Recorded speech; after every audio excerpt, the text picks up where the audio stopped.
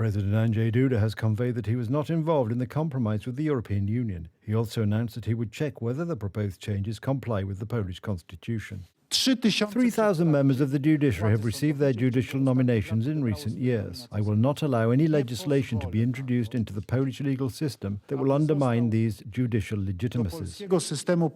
Minister for European Affairs Szymon Szynkowski-Welsonk gave assurances of his readiness to cooperate with the head of state.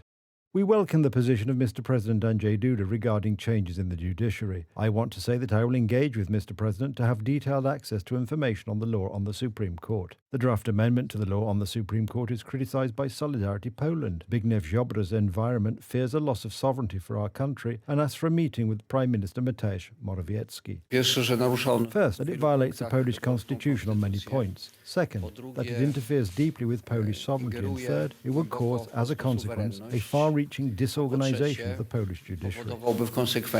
Emotions are being toned down by Deputy Prime Minister Jacek Sasin. Today, I think the worst solution would be to say no because no, that we are not ready to compromise even one step. Poles simply expect this compromise from us, and we are ready for this compromise, although it is difficult. The compromise worked out with Brussels stipulates that disciplinary cases will be taken over by the Supreme Administrative Court rather than the Professional Responsibility Chamber, which replaced the Supreme Court's disciplinary chamber, as was the case until now. The realization of this proposal is a key condition for the disbursement of European Union funds to Poland.